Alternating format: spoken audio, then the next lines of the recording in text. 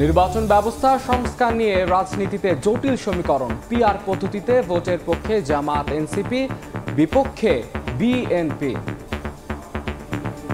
নিচের কক্ষে যদি পিআর না হয় তাহলে হঠাৎ উপরের কক্ষে পিআর গণবে কেমনি? নিম্নকক্ষ সংখ্যানুপাতিক তারা চাইবে, তাহলে সেটা আলাপ আলোচনার ভিত্তিতে হতে পারে। যে সিস্টেমে যে কনস্টিটিউয়েন্সির ভোট দিবে সে জানবে না তার এমপি কি হবে, পাবলিক সেই ভোট মানবে। সংস্কার ছাড়া নির্বাচনের পরিবেশ ফেরানো সম্ভব নয় বলছে জামায়াত। জুলাই আগস্টের মধ্যে এই ঘোষণাপত্র চায় এনসিপি। জুলাই আগস্টের মধ্যে জুলাই ঘোষণাপত্র দিতে হবে এবং এর সাংবিধানিক ভিত্তি থাকবে এই জুলাই ঘোষণাপত্রের। মৌলিক বিষয়গুলোতে কার্যকর সংস্কার হয় তাহলে আলহামদুলিল্লাহ একটা ভালো নির্বাচন হবে।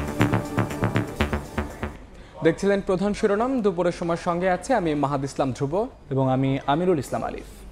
এবার অন্যান্য শীর্ষ সংবাদ। ঢাকা গাজীপুরে বিলাসবহুল ফ্ল্যাট বাগানবাড়ির মালিক তারিক সিদ্দিক দেশ বিদেশে গড়েছেন হাজার কোটি টাকার সম্পদ। রাষ্ট্রের অনুকূলে বাজেয়াপ্তের পরামর্শ। মুরাদনগরে নারী নির্যাতনের ভিডিও ছড়িয়ে আত্মগোপনে চলে যান শাহপরান। 7 দিন পর গ্রেফতার। মূল আসামি বড় ভাই ফজরের সঙ্গে বিরোধের জেরে ফাঁদ পাতেন ছোট ভাই, দাবি র্যাবের। চালের মোকামে কাটছে না অস্থিরতা। রাজধানীতে এক মাসে কেজিতে দাম বেড়েছে 7 থেকে 8 টাকা। মিলার ও কর্পোরেটকে দুষছেন বিক্রেতারা। বৃষ্টির প্রভাবে চড়া সবজির দর। ড্রেন পরিষ্কার করা হয় না, কোনো মেডিসিন দেওয়া হয় না। ডেঙ্গু আক্রান্ত হয়েছে বাচ্চা কাচ্চা, ছেলে মেয়ে, বড় ছোট সবাই। একই ব্যক্তি একাধিকবার ডেঙ্গুতে আক্রান্ত। গাজীপুর সিটির 19টি বস্তিতেই রোগের প্রকোপ। ঘরে ঘরে এডিসের লার্ভা। মশা নিধনের তৎপরতা না থাকায় মহামারীতে রূপ নেওয়ার শঙ্কা। এবং বিশ্বের প্রথম দেশ হিসেবে তালেবান সরকারকে স্বীকৃতি দিল রাশিয়া। আফগানিস্তানকে রুশ গ্যাসের দক্ষিণ এশিয়া ট্রানজিট হাবে রূপান্তর করতে চায় মস্কো।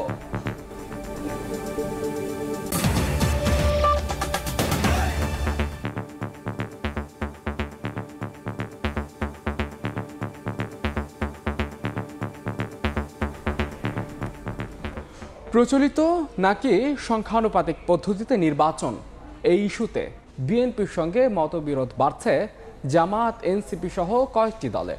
প্রচলিত পদ্ধতিতেই অনড় বিএনপি, আর প্রস্তাবিত উচ্চকক্ষের পাশাপাশি নিম্নকক্ষেও আনুপাতিক পদ্ধতি চায় জামাত। এনসিপির দাবি উচ্চকক্ষের প্রতিনিধি নির্বাচিত হতে হবে সংখ্যানুপাতিক পদ্ধতিতে। আপত্তি নেই নিম্নকক্ষের বেলায়ও। বিএনপি মনে করে দাবি থাকলে বিষয়টি সুরাহা হতে পারে পরবর্তী সংসদে। তবে ঐক্য না হলে গণভোট কিংবা গণপরিষদের মাধ্যমে বিষয়টির ফয়সালা চায় জামায়াত এনসিপি। ফারুক ভূঁইয়া রবিনের রিপোর্ট। বিদ্যমান পদ্ধতিতে বাংলাদেশে এক কক্ষ বিশিষ্ট সংসদে 300 জনপ্রতিনিধি নির্বাচিত হয়ে থাকেন আসনভিত্তিক ফলাফলে। অর্থাৎ যে প্রার্থী তুলনামূলক বেশি ভোট পান তিনিই প্রতিনিধিত্ব করেন নির্বাচনী এলাকার। এর বিপরীতে বর্তমানে রাজনৈতিক মহলে জোরালো আলোচনায় সংখ্যানুপাতিক পদ্ধতিতে নির্বাচন ইস্যু। এ পদ্ধতিতে সারা দেশে পাওয়া ভোটের অনুপাতে নির্ধারণ হয়ে থাকে দলগুলোর আসন। ঐকমত্য কমিশনের প্রস্তাব অনুযায়ী বিদ্যমান এক কক্ষের পরিবর্তে সংসদ হবে 2 কক্ষ বিশিষ্ট। নিম্নকক্ষে প্রচলিত পদ্ধতি আর উচ্চকক্ষের প্রতিনিধিরা নির্বাচিত হবেন সংখ্যানুপাতিক পদ্ধতিতে। এ প্রস্তাবে একমত হয়েছে সংলাপে অংশ নেয়া অনেক দল। আবার জামায়াত সহ কোনো দল উভয় কক্ষেই চায় আনুপাতিক নির্বাচন।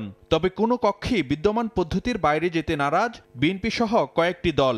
আমরা যে কক্ষেই পিআর চাচ্ছি, কারণ নিচের কক্ষে যদি পিআর না হয় তাহলে হঠাৎ উপরের কক্ষে পিআর গণবে কেমনি? উচ্চকক্ষে সংখ্যানুপাতিকের বিষয় বলছি, আর জাতীয় ঐক্যমতের স্বার্থে যদি অধিকাংশ দল আলাপ আলোচনা করে মনে করে নিম্নকক্ষেও সংখ্যানুপাতিক তারা চাইবে, তাহলে সেটা আলাপ আলোচনার ভিত্তিতে হতে পারে। হিস্ট্রিক্যালি বাংলাদেশের এই উপমহাদেশে ভোট দিয়ে তাদের প্রার্থী নির্বাচিত করেছেন। সুতরাং আবার নতুন করে নতুন আইডিয়া আনাতে কোনো অর্থ হয় না। যে সিস্টেমটা বাংলাদেশের মানুষ বুঝবেই না। সংখ্যানুপাতিক নির্বাচনের বিপক্ষে থাকা দলগুলোর যুক্তি, এটি বেশ জটিল প্রক্রিয়া যা বাংলাদেশে বাস্তবায়নযোগ্য নয়। যে সিস্টেম যে আমরা যে এতদিন চালিয়ে আসছি, this is the best system running all over the world. প্রার্থীর সাথে লোকাল লোকের সাথে একটা কানেকশন থাকে, এখানে তো কিছু থাকবে না। যে সিস্টেমে যে কনস্টিটিউয়েন্সির ভোট দিবে সে জানবে না তার এমপি কি হবে, পাবলিক সেই ভোট মানবে। তবে আরেক পক্ষ বলছে সংখ্যানুপাতিক নির্বাচন নিশ্চিত করবে প্রতিটি ভোটের মূল্য, ভূমিকা রাখবে ভোটে কালো টাকার ছড়াছড়ি, পেশিশক্তি কেন্দ্র দখল সহ নির্বাচনী অনিয়ম ঠেকাতে। এটার সুবিধা হচ্ছে প্রত্যেক ভোটেই ব্যালট গণ্য করা হচ্ছে। অনেকগুলো দল আছে আমাদের দেশে যাদের কোনো নির্দিষ্ট কনস্টিটিউয়েন্সি নেই, কিন্তু সারা দেশে তাদের একটা সাপোর্ট আছে। সুতরাং সবগুলো সাপোর্টকে একসাথে করলে ওরা যদি 1% পায় তাহলে পার্লামেন্টে রিপ্রেজেন্ট করতে পারবে। সুতরাং that will be more representative type এবং একটি ওয়াইডার প্রতিনিধিত্বমূলক পার্লামেন্ট হওয়ার সম্ভাবনা আছে। যদি প্রথমবার আমরা অন্তত একটা কক্ষে যদি সংখ্যানুপাতিক করি, তাহলে নিম্নকক্ষে কেউ যদি এরকম দখলদারিত্ব কেন্দ্র দখল করে নির্বাচিত হয়, উচ্চকক্ষ যেন সংখ্যানুপাতিক থাকে, তখন হচ্ছে উচ্চকক্ষটা একটা ব্যালেন্স হবে। কেন্দ্র দখল করলেও সর্বোচ্চ ভোট তাদের হবে 35%, 40%। তবে দলগুলো যদি এক জায়গায় আসতে না পারে তাহলে কিভাবে এর ফয়সালা হবে তা নিয়েও আছে বিতর্ক। বিএনপি বিষয়টি পরবর্তী সংসদের জন্য রাখতে চাইলেও ভিন্নমত অন্যদের। জনগণের কাছে ওগুলো নিয়ে যাক, জনগণ ওগুলো দেখে তাদেরকে ভোট দেয়, ভোট দিয়ে নির্বাচিত করে, তারা পার্লামেন্ট সে করবে। ওটাতে ভয় কেন? জনগণ is the master, they will decide. যদি দেখা যায় যে এসব মৌলিক বিষয়ে একমত আমরা হইতে পারছি না, তখন আমাদের সাজেশন হচ্ছে আমরা গণভোটে যাব। আমরা তো অবশ্যই বলছি গণপরিষদ নির্বাচন যদি ঐক্যমতের স্বার্থে অধিকাংশ দল যদি মনে করে সেটা গণভোট চাইলে গণভোটও আমরা চাবো, কিন্তু কোনোভাবে এটা পরবর্তী সংসদের উপরে ছেড়ে দেওয়া ঠিক হবে না। তবে সংখ্যানুপাতিক পদ্ধতি সহ মৌলিক কিছু বিষয়ে সংস্কার ইস্যুতে রাজনৈতিক দলগুলোকে বারবারই ছাড় দেওয়ার কথা বলছে ঐকমত্য কমিশন। এই প্রক্রিয়ার একটা পরিণতির দিকে যেতে হবে। ফারুক ভিয়া, রবিন, সময় সংবাদ, ঢাকা। সংস্কার ছাড়া সুষ্ঠু নির্বাচনের পরিবেশ সৃষ্টি করা সম্ভব নয় বলে মন্তব্য করেছেন জামায়াতের আমির ডক্টর শফিকুর রহমান। এছাড়া জামায়াত মব সহিংসতাকে সমর্থন করে না বলেও জানান তিনি।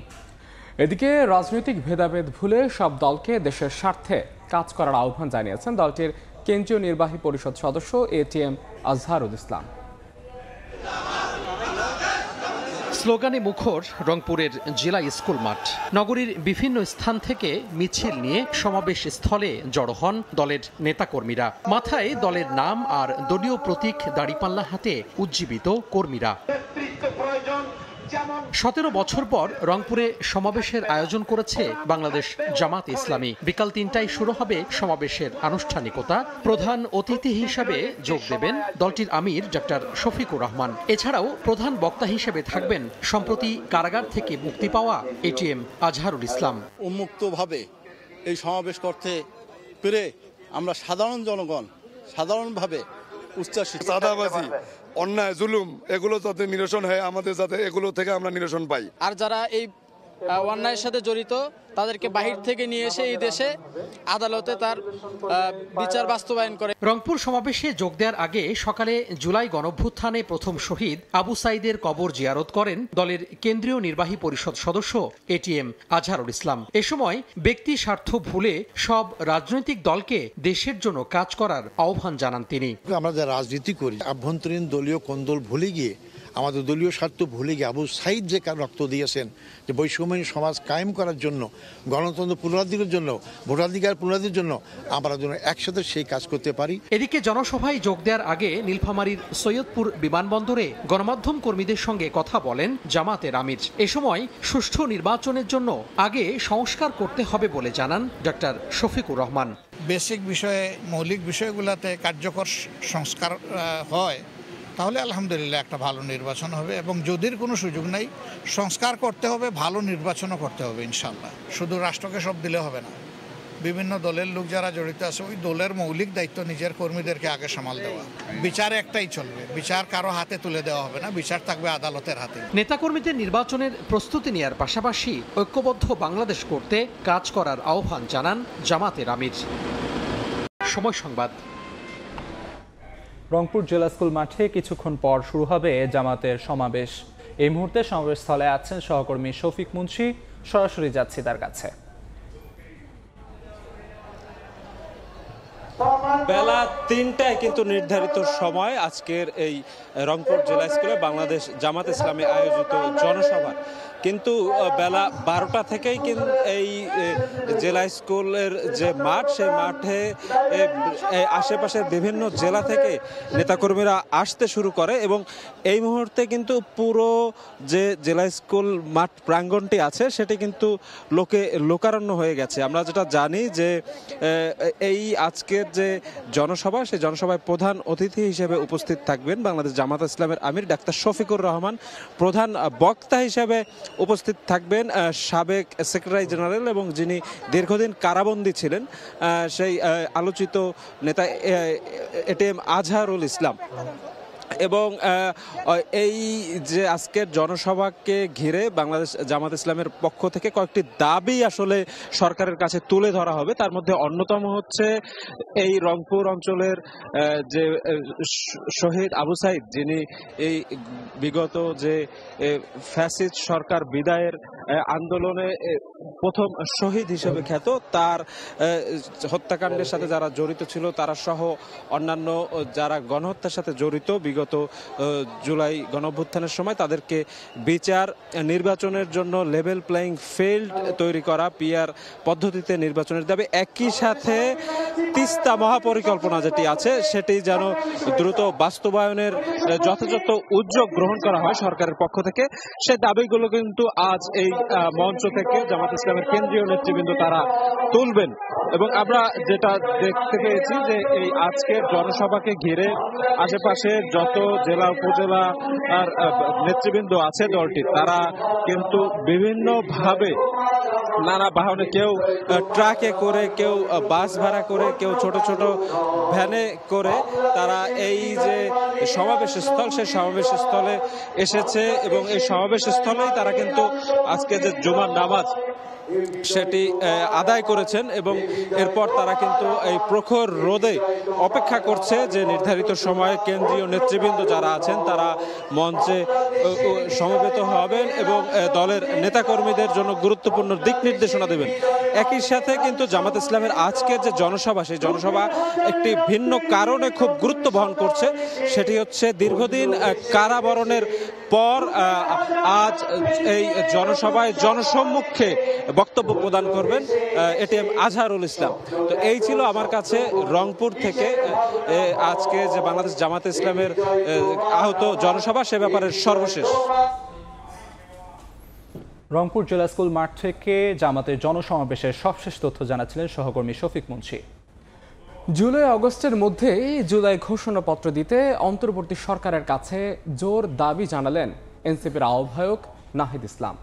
ঠাকুরগাঁওয়ে জনসংযোগে তিনি বলেন, শহীদদের আত্মত্যাগ ও জুলাই আকাঙ্ক্ষার ভিত্তিতে নতুন বাংলাদেশ বিনির্মাণে কাজ করছে তার দল।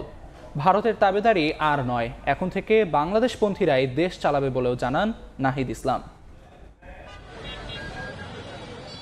জুলাই জুড়ে গণসংযোগে ব্যস্ত জাতীয় নাগরিক পার্টি। তৃণমূলের সঙ্গে মেলবন্ধনে উত্তরাঞ্চল চষে বেড়াচ্ছেন দলটির কেন্দ্রীয় নেতারা। জুলাই পদযাত্রা কর্মসূচির চতুর্থ দিনে ঠাকুরগাঁওয়ে পথে প্রান্তরে ছুটে চলা তাদের। শুক্রবার দুপুরে শহরের বাস স্ট্যান্ড গোল চত্বরে সংক্ষিপ্ত পথসভা করে এনসিপি। এ সময় দলটির আহ্বায়ক নাহিদ ইসলাম বলেন, শহীদদের আত্মত্যাগ ও জুলাই আকাঙ্ক্ষার ভিত্তিতে নতুন বাংলাদেশ বিনির্মাণে কাজ করছে এনসিপি। জুলাই আগস্টের মধ্যেই জুলাই ঘোষণাপত্র দিতে অন্তর্বর্তী সরকারের কাছে জোর দাবি জানান তিনি। জুলাই আগস্টের মধ্যেই জুলাই ঘোষণাপত্র দিতে হবে এবং এর সাংবিধানিক ভিত্তি থাকবে এই জুলাই ঘোষণাপত্রের, যেই কারণে আমাদের দেশের হাজারো মানুষ রক্ত দিয়েছে, জীবন দিয়েছে। আমরা তাদেরকে স্মরণ করতে চাই, তাদের আত্মত্যাগ, সেই আকাঙ্ক্ষার ভিত্তিতে বাংলাদেশ হবে। সীমান্তে বাংলাদেশি হত্যা ও ভারতের পুশিন বন্ধে কঠোর হুঁশিয়ারি দেন নাহিদ ইসলাম। বলেন, ভারতের তাবেদারি আর নয়, এখন থেকে বাংলাদেশ পন্থীরাই দেশ চালাবে। ভারতীয় রক্ষী বাহিনী, সীমান্ত রক্ষী বাহিনী বাংলাদেশের নাগরিকদের নির্বিচারে গুলি করে হত্যা করে, ভারতের যারা মুসলিম রয়েছে তাদেরকে অবৈধ অভিবাসী বলে বাংলাদেশে পুশিন করার চেষ্টা করা হয়। আমরা হুঁশিয়ারি দিতে চাই, এটা হাসিনার বাংলাদেশ নয়, এটা গণঅভ্যুত্থান পরে ছাত্র জনতার বাংলাদেশ। বাংলাদেশ পন্থীদের হাতেই বাংলাদেশ চলবে। ফলে এই সীমান্ত হত্যা যে কোনো মূল্যে আমরা বন্ধ করব। দেশে ফ্যাসিস্ট ব্যবস্থার এখনো বিলোপ হয়নি, তাই নতুন বাংলাদেশ গড়তে বিচার সংস্কার ও নতুন সংবিধানের জন্য লড়াই করার প্রত্যয় ব্যক্ত করেন এনসিপি নেতারা। সময় সংবাদ, ঠাকুরগাঁও। এই মুহূর্তে ঠাকুরগাঁওয়ের আর্ট গ্যালারি এলাকায় আছেন সহকর্মী আব্দুর রশিদ জীবন। এনসিপির জুলাই পদযাত্রার সবশেষ খবর জানতে সরাসরি যাচ্ছে তার কাছে। জীবন, শহীদদের আত্মত্যাগ এবং জুলাইয়ের আকাঙ্ক্ষা বাস্তবায়নে মাসব্যাপী জুলাই পদযাত্রার কর্মসূচি হাতে নিয়েছে জাতীয় নাগরিক পার্টি এবং আমরা যেটি দেখছি যে আজকে চতুর্থ দিনের মতো জাতীয় নাগরিক পার্টি উত্তরাঞ্চলে কর্মসূচি পালন করছে এবং এই কর্মসূচির অংশ হিসেবে ঠাকুরগাঁওয়ে কিন্তু সকাল থেকে বেশ কয়েকটি ছোট ছোট পথসভা করেছেন এবং সাধারণ যারা মানুষ রয়েছেন তাদের সঙ্গে কিন্তু মত বিনিময় করেছেন এনসিপির শীর্ষ নেতারা এবং সকাল 12টার পরেই কিন্তু তারা আসলে ঠাকুরগাঁওয়ের বাস স্ট্যান্ড গোল্ড চত্বরে একটি পথসভায় অংশ নেন এবং সেখানে এনসিপির আহ্বায়ক নাহিদ ইসলাম বলেন যে বাংলাদেশ বর্তমানে কিন্তু বাংলাদেশপন্থীদের হাতেই কিন্তু চলবে এবং বাংলাদেশে এই যে সীমান্তে ভারতীয় সীমান্তরক্ষী বাহিনীর যে হত্যা এবং একই সাথে পুশিন, এই পুশিন বন্ধে তিনি কঠোর হুঁশিয়ারি দেন এবং তিনি বলেন যে বর্তমান বাংলাদেশ ছাত্র জনতার বাংলাদেশ এবং বর্তমান বাংলাদেশে আর কোনো ভারতীয় তাবেদারি চলবে না এবং এনসিপির অন্যান্য যারা নেতা ছিলেন তারাও কিন্তু বলছেন যে যেহেতু আসলে জুলাই অভ্যুত্থানের 1 বছর পূর্তি হয়েছে এবং সেই 1 বছর পূর্তিতেই জুলাই আগস্টের মধ্যে তারা কিন্তু জুলাইয়ের যে ঘোষণাপত্র সেটি কিন্তু আসলে বাস্তবায়ন দেখতে চান এবং তারা যেটি বলছেন যে সাধারণ মানুষ যারা রয়েছেন সেই মানুষের যে জুলাই কেন্দ্রিক যে আকাঙ্ক্ষা এবং শহীদরা যে স্বপ্ন নিয়ে আসলে এই রক্ত দিয়েছেন, নিজের জীবন দান করেছেন, সেই স্বপ্ন বাস্তবায়নে, জুলাই আকাঙ্ক্ষা বাস্তবায়নে তারা কিন্তু এই মাসব্যাপী 64টি জেলা তারা আসলে ভ্রমণ করবেন এবং আমরা দেখেছি গত 1 জুলাই কিন্তু তারা শহীদ আবু সাইদের কবর জিয়ারতের মাধ্যমে এই জুলাইয়ের যে পদযাত্রা সেটির কিন্তু সূচনা করেন এবং তারপরেই কিন্তু গাইবান্ধা, রংপুর, কুড়িগ্রাম, লালমনিরহাট এবং গতকালকে আমরা দেখেছি তারা নীলফামারী, পঞ্চগড়ে কিন্তু পথসভা করেছেন এবং আজকে কিন্তু তারা এই ঠাকুরগাঁয়ে একটি পথসভা করেছেন। এখন কিন্তু কিছুক্ষণ আগে তারা ঠাকুরগাঁয়ের পীরগঞ্জ উপজেলায় আরেকটি পদযাত্রা শেষে পথসভা করার জন্য রওনা হয়েছেন। তারপরে কিন্তু দিনাজপুরে তারা যাবেন এবং সেখানে দিনাজপুর বড় মাঠে আরেকটি পদযাত্রা এবং একই সাথে পথসভা রয়েছে। সব মিলে যদি বলা যায় সাধারণ মানুষের কাছে নিজেদের যে আকাঙ্ক্ষা সেটি যেমন তুলে ধরবার একটি আকাঙ্ক্ষা এবং একই সাথে সাধারণ মানুষ আসলে এনসিপিকে নিয়ে কি বলছে, তাদের যে মতামত, তাদের যে আশাকাঙ্ক্ষা সেইগুলো আসলে জাতীয় নাগরিক পার্টি শুনছে। তো সব মিলে এই ছিল ঠাকুরগাঁও আর্ট গ্যালারি থেকে সবশেষ। ঠাকুরগাঁও থেকে এনসিপির জুলাই পদযাত্রার সবশেষ খবর জানাচ্ছিলেন সহকর্মী আব্দুর রশিদ জীবন।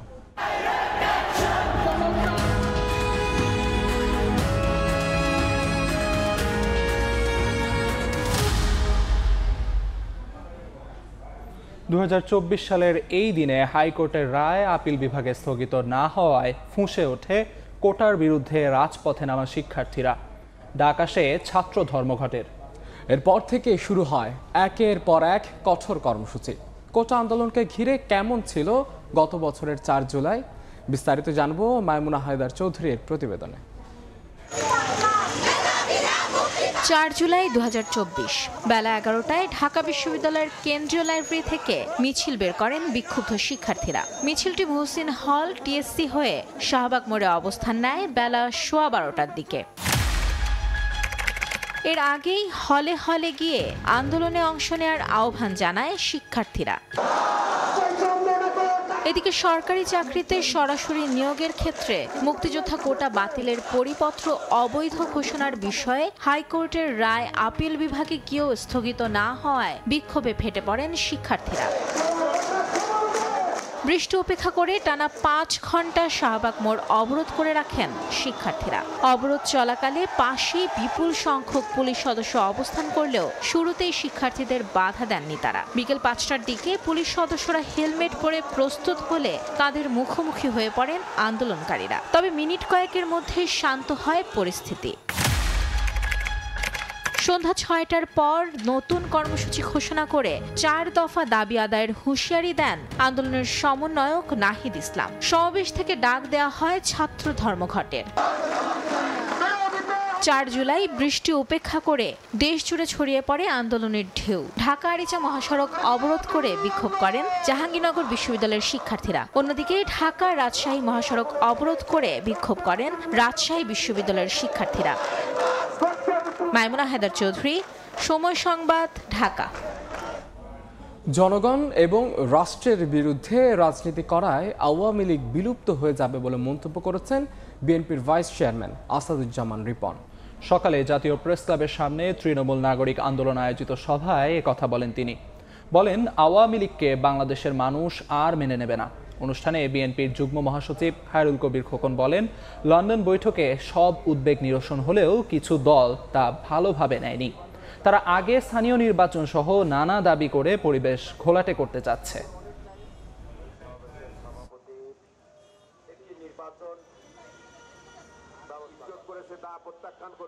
বৈঠকের মধ্য দিয়ে বাংলাদেশের মানুষের যে আশাকাঙ্ক্ষা, যে উৎকণ্ঠা উদ্বেগ ছিল সেটা নিরসন করে এই রাজনৈতিক দল এবং এই দেশের আমরা দেখেছি সমস্ত শ্রেণী পেশার মানুষের মধ্যে স্বস্তির নিঃশ্বাস তারা ফেলেছে। পরবর্তীতে বেশ কয়েকটি ইসলামী দল এবং আমাদের এনসিপি সহ কিছু দল তারা সেখানে এই বৈঠককে তারা ভালোভাবে গ্রহণ করতে পারেননি। বাংলাদেশ রাষ্ট্রের বিরুদ্ধে অবস্থান নিয়েছে আওয়ামী লীগ।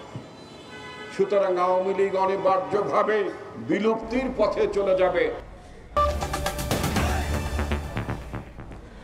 রাজধানীর অভিজাত এলাকায় একাধিক ফ্ল্যাট, গাজীপুরে বিশাল বাগান বাড়ি, অর্ধশত বিঘা জমি সহ অঢেল সম্পদ। শেখ হাসিনার সাবেক সামরিক উপদেষ্টা তারেক আহমেদ সিদ্দিকীর বিরুদ্ধে দেশ বিদেশে এমন হাজার কোটি টাকার সম্পদের সন্ধান পেয়েছে দুদক। ইতোমধ্যে প্রায় 100 কোটি টাকার সম্পদ জব্দও করেছে সংস্থাটি। এখন বিদেশে থাকা সম্পদ ও ব্যাংক লেনদেনের ফিরিস্তি খুঁজছে অনুসন্ধানকারী দল। বিশেষজ্ঞরা বলছেন, রাষ্ট্রের অনুকূলে এসব সম্পদ জব্দে দুদককে কার্যকারী পদক্ষেপ গ্রহণ করতে হবে। তাসলিম তৌহিদের প্রতিবেদন।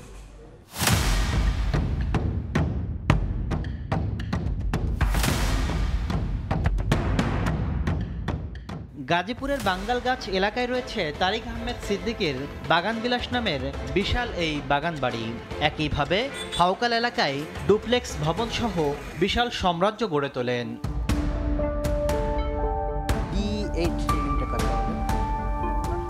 বিলাসিতার বাগান বাড়ি ছেড়ে রাজধানীর অভিজাত এলাকায় নজর দিলেও মিলবে শেখ হাসিনার সামরিক উপদেষ্টার ফ্ল্যাটের নানা ফেরিস্তি। বাড়িধারা আবাসিক এলাকায় পার্ক ভ্যালিতে ফ্ল্যাট, বাড়িধারা DOHS 7 তলা বাড়ি। আমি আসার পর থেকে বিল্ডিংটা ফাঁকাই দেখতেছি, এখানে কেউ বসবাস করে না। বসুন্ধরায় 150 কোটি টাকার বেশি দামে 3টি প্লট, গাজীপুর নারায়ণগঞ্জে সব মিলিয়ে অর্ধশত বিঘা জমি সহ দেশের বিভিন্ন স্থানে অঢেল সম্পদের সন্ধান পেয়েছে দুদক। ইতোমধ্যে সম্পদ জব্দের পাশাপাশি তারেক সিদ্দিকীর স্ত্রী সন্তানদের 100 কোটি টাকার হিসাব এখন সংস্থাটির কবজায়। বিদেশে থাকা সম্পদ ও ব্যাংক লেনদেনে নথিপত্র যাচাই বাছাই করছে তারা। অনুসন্ধান প্রক্রিয়া শেষ করে অনুসন্ধানকারী কর্মকর্তা অনুসন্ধান প্রতিবেদন কমিশনে সাবমিট করবেন। কমিশন সেই প্রেক্ষিতে আইন উন্নয়নের ব্যবস্থা নেবেন। দুর্নীতিবিরোধী জাতীয় সমন্বয় কমিটির এই নেতা মনে করেন, তারেক সিদ্দিকীর সম্পদের বৈধ উৎস না থাকায় রাষ্ট্রের অনুকূলে বাজেয়াপ্তের উদ্যোগ নিতে হবে দুদককে। এটা যে একটা চূড়ান্ত দুর্নীতি এবং এই দুর্নীতি ইতিমধ্যে জনগণের সামনে সম্পূর্ণভাবে উদ্ঘাটিত হয়েছে। কোর্ট বিচার করে যখন তাদের সম্পত্তি কনফিসকেশনের অর্ডার হবে, তখন এই সম্পত্তিগুলো বাজেয়াপ্ত করে যেগুলো সরকার বিক্রি করতে পারবে। বিমানবন্দরে উন্নয়নের নামে 800 কোটি টাকার বেশি অর্থ লুটের অভিযোগেও দুদকের মামলার আসামি তারেক সিদ্দিক। তাসলিম তৌহিদ, সময় সংবাদ, ঢাকা।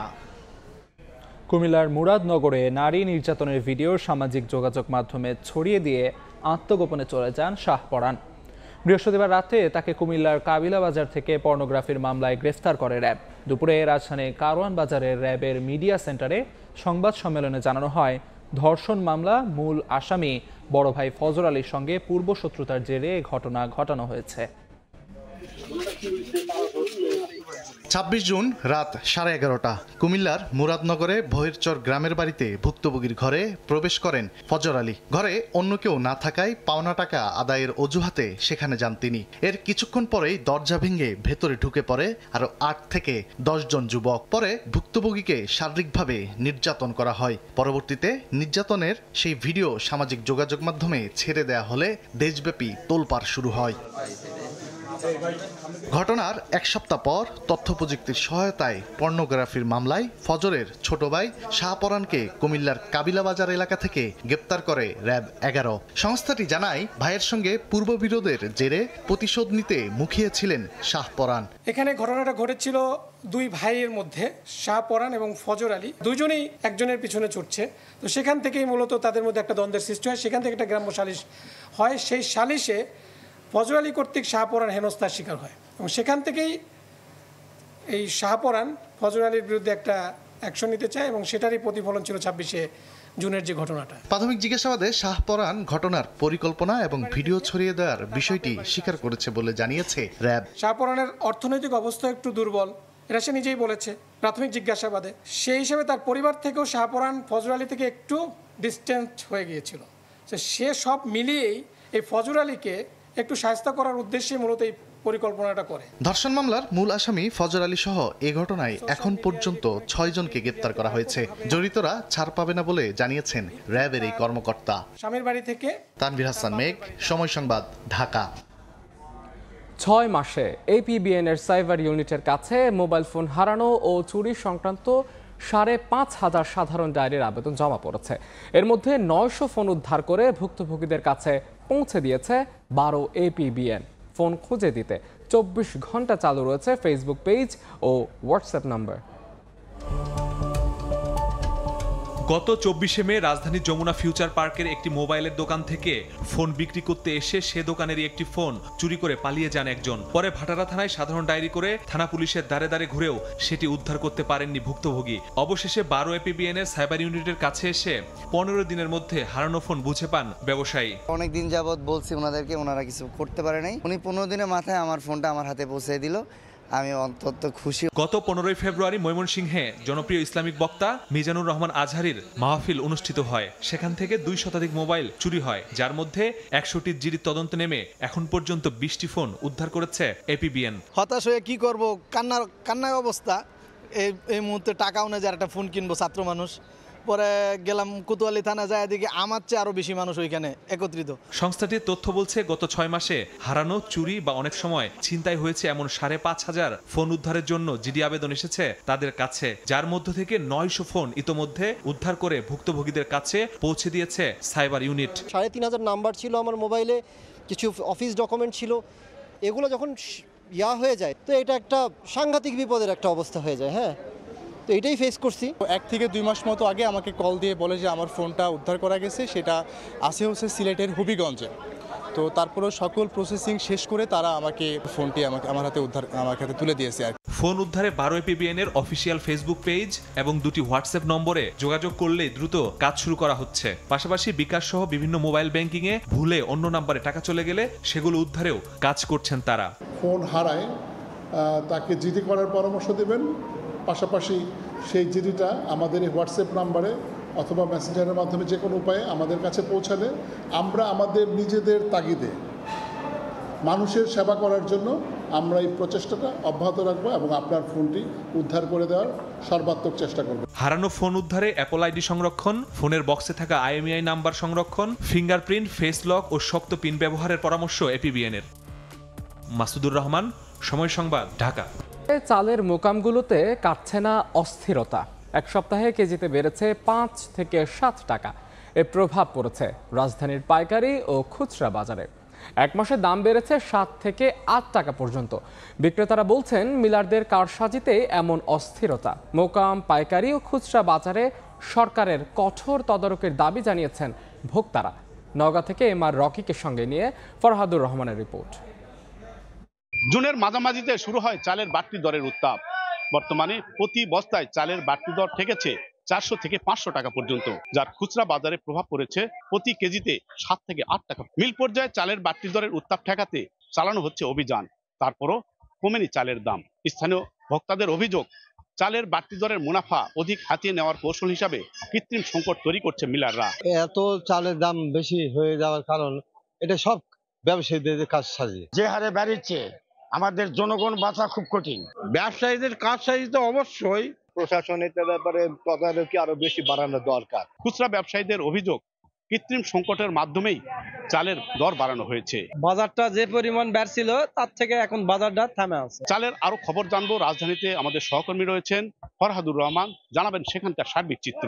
ঈদুল আজহার পর থেকে রাজধানী সহ সারা দেশের চালের বাজারে অস্থিরতা চলছেই, যেটি বলা হচ্ছে প্রায় 300 টাকা পর্যন্ত প্রতি বস্তায় বেড়েছে। এই দামে এখন পর্যন্ত বাজার স্থিতিশীল আছে, কমার কোনো লক্ষণ কিন্তু ব্যবসায়ীরা দেখছে না বলে আমাদেরকে জানিয়েছেন। ধানের দাম কমে নাই, আর আপনার ওই যে কিছু মিলে জরিমানা ধরছে, তো ধরাতে আপনার যেমন ঊর্ধ্বগতি যেটা ছিল ওইটা বন্ধ হয়েছে, কিন্তু দাম কমে নাই। এই বাড়াটা মনে করেন আমাদের জন্য খুব ক্ষতি, আমরা ব্যবসায়ীদের জন্য। আমরা মনে করেন এই উচ্চ মূল্যে বাড়তি আইনে আমরা আর বিক্রি করতে পারি না, আমাদের বিক্রি করাই সো টাফ হয়ে যায়। কাস্টমার কাছে দাম বললেই চলে যায়। মার্কেটে ৭০, ৭৮, ৭৯ টাকা আছে, তো আমাদের মানে এই দামে আইনা ৮০-৮২ টাকা বিক্রি করতে হয় খুচরা। আমরা তো যে দামে কিনবো ওই দামে বিক্রি করুন, আমাদের কোনো সমস্যা নাই। আমরা ৬০ টাকা কিনলে ৬২ টাকা বিক্রি করুন, ৬৫ কিনলে ৬৮ টাকা বিক্রি করুন। কিন্তু কথা হলো ওই বড় মৌসুমে কেন বাড়বো দাম? রাজধানীর পাইকারি বাজারগুলোর পর আমরা এসেছি খুচরা বাজারে। এখানকার বিক্রেতাদের সাথে কথা বলে যেটি জেনেছি, দাম কমতির কোনো লক্ষণ তারা দেখছেন না। তারা অভিযোগ করছেন ভরা মৌসুমে কেন দাম বাড়বে সেটির জন্য দায়ী মিলাররা এবং পাইকারি আড়তদাররা। এখানকার বিক্রেতারা বলছেন ক্রেতাদের কাছে তারা যখন দাম চাচ্ছেন তখন ক্রেতারা তাদের সাথে বাকবিতণ্ডায় জড়িয়ে পড়ছেন, কেননা ঈদের আগে এসব চালের দাম অন্তত 7 থেকে 8 টাকা, কোনো চালে 10 টাকা পর্যন্ত কম পেতেন তারা। আমরা পাবলিক তো ভুক্তভোগী, আমাদের তো স্টিম রোলার আমাদের উপর দিয়েই চলে, আমাদের ইনকাম তো আর বাড়ে নাই।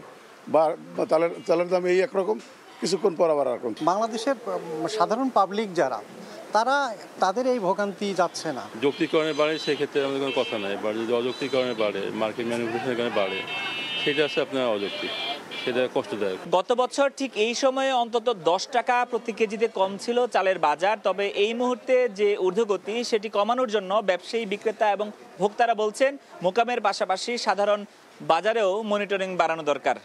ফরহাদুর রহমান, সময় সংবাদ, ঢাকা।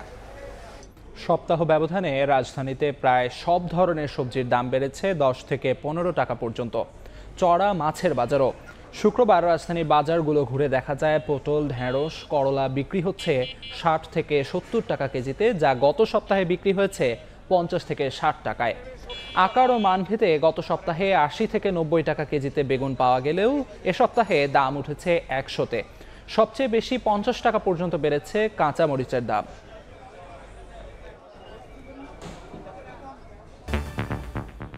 বিএনপি উদ্বেগ জানানোর পর টেলিকম নীতিমালা নিয়ে অংশীজনের সঙ্গে আবারও আলোচনার সিদ্ধান্ত নিয়েছে সরকার। নীতি নির্ধারকদের এই উদ্যোগকে স্বাগত জানিয়েছেন লাইসেন্স বাতিলের শঙ্কায় পড়া অপারেটররা। প্রধান উপদেষ্টার বিশেষ সহকারী জানিয়েছেন নতুন নীতিমালায় কারো স্বার্থে ক্ষুণ্ণ হবে না। শুভ খানের রিপোর্ট। 1.5 দশক পর টেলিকম নেটওয়ার্ক ও লাইসেন্সিং খাতে সংস্কারের উদ্যোগ নিয়েছে সরকার। নতুন টেলিকম খসড়া পলিসিতে ছেঁটে ফেলা হচ্ছে আন্তর্জাতিক কল আদান প্রদানকারী 23টি অপারেটর, আন্তঃ অপারেটর সংযোগ সেবাদানকারী 24টি প্রতিষ্ঠান। বাদ যাচ্ছে ব্যান্ডউইথ যোগান দেওয়া 34টি আইআইজি অপারেটরও। বৃহস্পতিবার টেলিকম নীতিমালার খসড়া চূড়ান্ত করতে বিটিআরসিতে বৈঠক শুরুর আগেই নতুন নীতিমালার বিষয়ে উদ্বেগ প্রকাশ করে বিএনপি। খসড়া নীতিমালাটি বিশ্লেষণ করে দেখা যায় যে এটি গুরুতর সমস্যা রয়েছে, যে টেলিকম খাতে সমতাভিত্তিক ও টেকসই উন্নয়নে বাধা দিতে পারে। দলটির এমন অবস্থানে পাল্টে যায় দৃশ্যপট। বিটিআরসিতে সরকারের গুরুত্বপূর্ণ ব্যক্তিদের সঙ্গে বৈঠক শেষে পলিসি নিয়ে নতুন করে আলোচনার কথা জানান প্রধান উপদেষ্টার বিশেষ সহকারী। স্টেক হোল্ডারদের সাথে আসলে আমরা গত 6 মাস ধরে আলোচনা করে আসছি।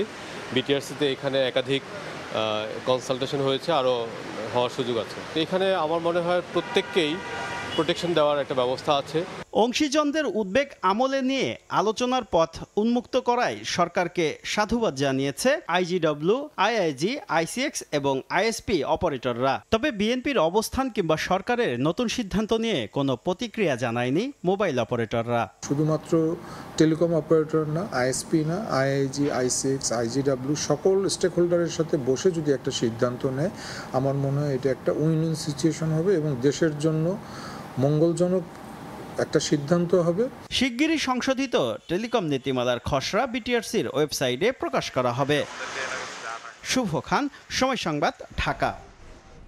আগামী রোববার নৌবাহিনীর কাছে হস্তান্তর করা হচ্ছে চট্টগ্রাম বন্দরের বহুল আলোচিত নিউমেরিং কন্টেইনার টার্মিনাল এনসিটি।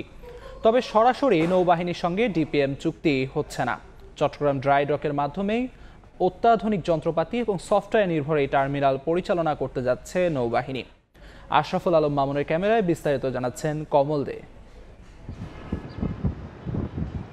অত্যাধুনিক সুবিধা সম্মিলিত 1000 মিটার দৈর্ঘ্যের নিউমুরিং কন্টেনার টার্মিনালে একসঙ্গে ভিড়তে পারে 4টি মাদার ভেসেল। অন্যদিকে চট্টগ্রাম বন্দরের 18টি গ্যান্ট্রি ক্রেনের মধ্যে 14টি আছে। এখানে বিদেশি অপারেটর দিয়ে টার্মিনালটি পরিচালনার ঘোষণায় বিভিন্ন পক্ষের প্রতিবাদের মুখে নৌবাহিনীকে দেওয়া হয়েছে দায়িত্ব।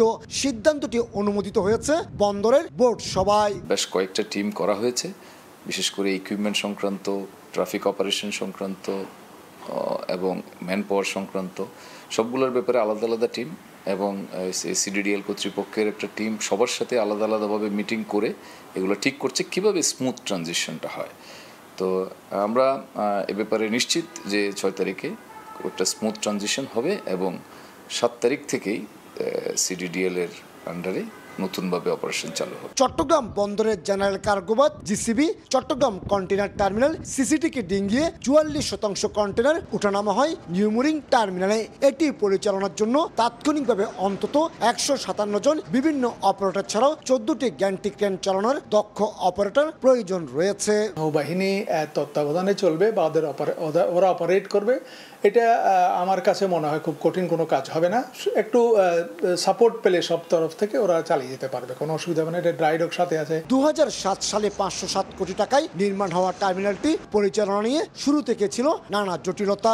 রাজনৈতিক হস্তক্ষেপে 2010 সালের পর দায়িত্ব পায় সাইপ পাওয়ার টেক। চলতি মাসের 6 তারিখ প্রতিষ্ঠানটির সঙ্গে শেষ হচ্ছে চুক্তির মেয়াদ। তবে প্রাথমিকভাবে কার্যক্রম সচল রাখতে আগের সফটওয়্যার এবং প্রযুক্তিবিদদের সহায়তা নেওয়া হতে পারে। ব্যাকআপ ফ্যাসিলিটি এবং ব্যাকআপ ইয়ার্ডে যেগুলি আপনার কার্গো যেভাবে যায়, কন্টেইনার যেভাবে যায়, ওগুলি ঠিক থাকলে এখানে কোনো কমপ্লিকেশন হওয়ার কোনো প্রশ্ন ওঠে না। নিউমুরিং কন্টেনার টার্মিনালে প্রতি ঘন্টায় 30টির বেশি কন্টেনার জাহাজে উঠানামা করানোর সক্ষমতা রয়েছে। অন্যান্য বার্থ এবং টার্মিনালে যা প্রতি ঘন্টায় 17 থেকে 18টি কন্টেইনার। কমল দে, সময় সংবাদ, চট্টগ্রাম। গাজীপুর সিটির 19টি বস্তিতে ডেঙ্গুর প্রকোপ দেখা দিয়েছে। ঘরে ঘরে মিলছে এডিসের লার্ভা। একই ব্যক্তি আক্রান্ত হচ্ছেন একাধিকবার, তবুও নেই মশা মারার জোরালো উদ্যোগ। জুনাদ রুবেলের ছবিতে মেহেদি হাসানের রিপোর্ট। টানা দুবার ডেঙ্গুতে আক্রান্ত হওয়া হ্যাপি আক্তারের ঘরেই জন্ম নিচ্ছে এডিসের লার্ভা। অথচ এই মশার উপদ্রব থেকে বাঁচতে চেষ্টার কোনো কমতি রাখেননি তিনি। এমন পরিস্থিতিতে স্বামী সন্তান নিয়ে প্রতিনিয়ত দুশ্চিন্তা নিয়েই বসবাস তার। এই মশার কামড় আমরা ঘরে থাকা অনেক কষ্টকর হয়ে যায়। আক্রান্ত হয়ে আমি অনেকদিন যাবত মেডিকেলে ভর্তি ছিলাম। ড্রেন পরিষ্কার করা হয় না, কোনো মেডিসিন দেওয়া হয় না জানো, তার জন্য মশার উৎপাদনটা একটু বেশি। হ্যাপির মতো এমন পরিস্থিতি গাজীপুর মহানগরীর ব্যাংক মাঠ বস্তির প্রতিটি ঘরে। ডাস্টবিন না থাকায় উন্মুক্ত খেলার মাঠ পরিণত হয়েছে ময়লার ভাগাড়ে। আবদ্ধ স্থানে দীর্ঘদিনের জমে থাকা পানিতেও জন্ম নিচ্ছে এডিসের লার্ভা। ফলাফল প্রায় 6000 মানুষ বসবাসের এই বস্তির প্রতিটি ঘরেই রয়েছে ডেঙ্গু রোগী। ডেঙ্গু আক্রান্ত হয়েছে বাচ্চা কাচ্চা, ছেলে মেয়ে, বড় ছোট সবাই। টঙ্গী হসপিটাল দিকে দেখবেন মানুষ সিট পাচ্ছে না, ফ্লোরে পর্যন্ত মানুষ জায়গা পাইতেছে না। প্রত্যেকের ঘরে কয়েল আছে, এরকম বাক্স কয়েল, কিন্তু মশা তো আমরা তাড়াইতে পারতেছি না ওরকম। ছোট বড় মিলিয়ে প্রায় 19টি বস্তি রয়েছে গাজীপুর মহানগরীতে। ঘিঞ্জি এসব এলাকা যেন এক একটি মশার প্রজনন ক্ষেত্র। এমন পরিস্থিতিতে প্রশ্ন উঠেছে মশা মারতে প্রশাসনের ভূমিকা নিয়ে। কর্তৃপক্ষের নীরব ভূমিকায় প্রতিদিনই জেলার হাসপাতালগুলোতে বাড়ছে ডেঙ্গু রোগীর সংখ্যা। পরিস্থিতি এমন চলতে থাকলে চলতি মৌসুমে মশাবাহিত এই রোগ পরিণত হতে পারে মহামারীতে। শরীর একদম দুর্বল, প্রেশার ছিল 50/60, শরীর ব্যথা করে, মাথা ব্যথা করে, চিলিক পেরা ব্যথা হয়, যেটা হচ্ছে হাতে এই জায়গায় আর জয়েন্টে ব্যথা হয়, সেটা সহ্য করার মতো না। ধীরে ধীরে ধরন পাল্টাচ্ছে ডেঙ্গু। নতুন রূপে ফিরে আসে এই ভাইরাস অনেক সময় ধরা পড়ে না পরীক্ষাতেও। তবে অভিজ্ঞতা কাজে লাগিয়ে এখন পর্যন্ত সফলভাবে চিকিৎসা দেওয়া হচ্ছে বলে জানান চিকিৎসকরা। ডেঙ্গুর লক্ষণ আছে কিন্তু টেস্ট নেগেটিভ আসতেছে, কিন্তু সেই ক্ষেত্রে ওই লক্ষণের বেসিসে রোগী ভর্তি করে চিকিৎসা করা হচ্ছে এবং রোগী ভালো হয়ে যাচ্ছে। শুধু শহর নয়, ডেঙ্গুর প্রকোপ এখন গ্রামাঞ্চলেও। স্বাস্থ্য বিভাগ বলছে পরিস্থিতি মোকাবেলায় চিকিৎসকদের প্রশিক্ষণ আর প্রয়োজনীয় সরঞ্জামাদি নিয়ে আগে ভাগেই প্রস্তুতি নেওয়া হয়েছে। প্রত্যেকটা উপজেলাতেই প্রতিদিনই ডেঙ্গু পজিটিভ রোগী পাওয়া যাচ্ছে। আমাদের ফ্লুইড আছে এবং ডেঙ্গুর কিট আছে রোগ নির্ণয়ের জন্য, এবং হাসপাতালগুলোতে সব ডাক্তারাই ডেঙ্গুর প্রশিক্ষণ অনলাইন হলেও পেয়েছে। প্রতি বছর আগস্ট থেকে ডিসেম্বর পর্যন্ত ডেঙ্গু সংক্রমণের মৌসুম ধরা হলেও এবছর জুন জুন-জুলাই মাসেই ডেঙ্গু আক্রান্ত রোগী বেড়েছে। মেহেদী হাসান, সময় সংবাদ, গাজীপুর। দেশের বাইরের খবর। প্রথম দেশ হিসেবে তালেবান সরকারকে স্বীকৃতি দিল রাশিয়া। আফগানিস্তানের নতুন রাষ্ট্রদূতের পরিচয়পত্র গ্রহণ করে মস্কো জানিয়েছে ইসলামিক আমিরাত সরকার এখন বাস্তবতা। এই স্বীকৃতির পেছনে আছে কূটনৈতিক হিসাব নিকাশও। খোরাসান প্রদেশ আইকেএসপির বিরুদ্ধে লড়াইয়ে তালেবানকে মিত্র ঘোষণা করেছেন প্রেসিডেন্ট পুতিন। এছাড়া আফগানিস্তানকে এখন রুশ গ্যাসের দক্ষিণ এশিয়া ট্রানজিট হাবে রূপান্তর করতে চায় মস্কো। দীর্ঘ 4 বছর পর আফগানিস্তানের তালেবান সরকারকে স্বীকৃতি দিল রাশিয়া। বৃহস্পতিবার তালেবান সরকারের রাষ্ট্রদূতের পরিচয়পত্র গ্রহণ করে মস্কো জানিয়ে দিল তারা আফগানিস্তানের ইসলামিক আমিরাত সরকারকে স্বীকৃতি দিচ্ছে। রাশিয়ার পররাষ্ট্র মন্ত্রণালয় জানিয়েছে এই স্বীকৃতি দুই দেশের মধ্যে উৎপাদনশীল সহযোগিতার ভিত্তি গড়ে তুলবে। আফগান পররাষ্ট্রমন্ত্রী আমির খান মুত্তাকি এই সিদ্ধান্তকে বলেছেন সাহসী পদক্ষেপ, যা অন্যদের জন্য দৃষ্টান্ত হয়ে থাকবে। 2025 সালের এপ্রিলেই সুপ্রিম কোর্টের আদেশে তালেবানকে সন্ত্রাসী সংগঠন তালিকা থেকে সরিয়ে দিয়েছিল মস্কো। পররাষ্ট্রমন্ত্রী সের্গেই ল্যাভরভ বলেছিলেন, তালেবান এখন বাস্তবতা, তাদের সঙ্গে আদর্শের নয় বাস্তব নীতির ভিত্তিতে সম্পর্ক গড়তে হবে। এই স্বীকৃতির পেছনে আছে কূটনৈতিক হিসাব নিকাশও। ইসলামিক স্টেট খোরাসান প্রদেশ আইকেএসপি এর বিরুদ্ধে লড়াইয়ে তালেবানকে মিত্র বলে ঘোষণা করেছেন প্রেসিডেন্ট ভ্লাদিমির পুতিন। মস্কো এখন চায় তালেবান শাসিত আফগানিস্তানকে রুশ গ্যাসের দক্ষিণ এশিয়া ট্রানজিট হাবে রূপান্তর করতে।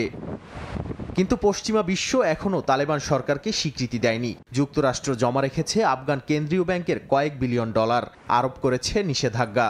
আন্তর্জাতিক আর্থিক ব্যবস্থা থেকেও কার্যত বিচ্ছিন্ন আফগানিস্তান। নাদিম মারজান, সময় সংবাদ। দ্বিতীয় বিশ্বযুদ্ধে জাপানের হিরোশিমার তুলনায় 6 গুণ বেশি বোমা নিক্ষেপ করা হয়েছে গাজায়। গত 21 মাসে নিক্ষেপ করা বোমার পরিমাণ 85,000 টন বলে জানিয়েছেন ফিলিস্তিনি জাতিসংঘের বিশেষ প্রতিবেদনকারী ফ্রান্সেসকো আলবানিস।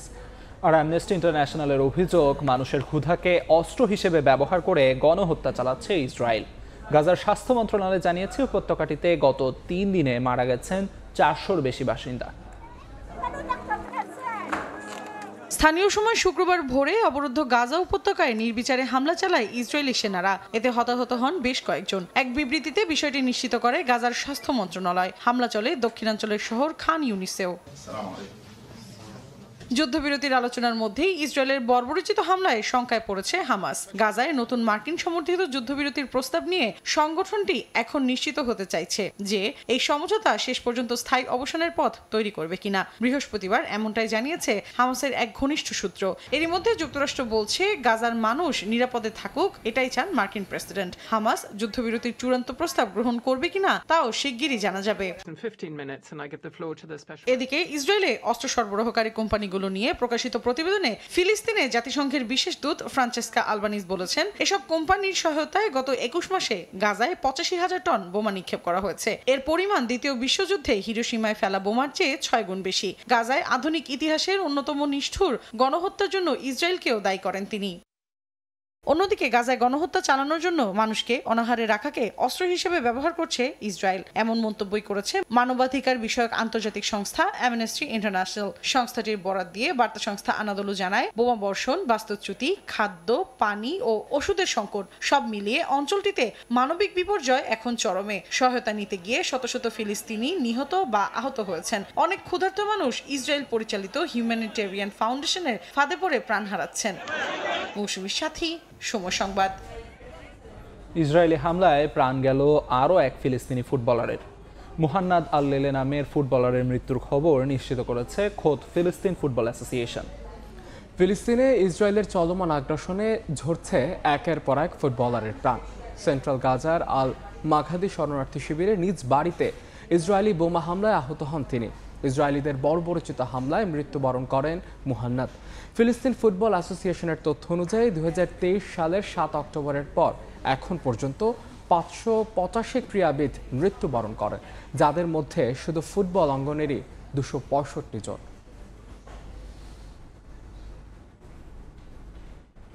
পর্যায়ে শীর্ষ সংবাদগুলো জানিয়ে দিচ্ছি আরেকবার। নির্বাচন ব্যবস্থা সংস্কার নিয়ে রাজনীতিতে জটিল সমীকরণ। পিআর পদ্ধতিতে ভোটের পক্ষে জামায়াত এনসিপি, বিপক্ষে বিএনপি। সংস্কার ছাড়া ভোট সম্ভব নয় বললেন শফিকুর। জুলাই আগস্টের মধ্যে ঘোষণাপত্র চায় এনসিপি। বাংলাদেশপন্থীরাই চালাবে দেশ, হুঁশিয়ারি নাহিদের। ঠাকুরগাঁওয়ে নেতাকর্মীদের পথসভা, গণসংযোগ।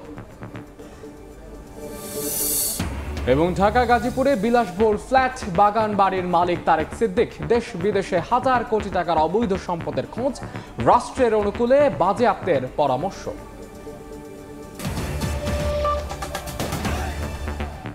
এই ছিল দুপুরের সময়। সঙ্গে থাকুন সময়।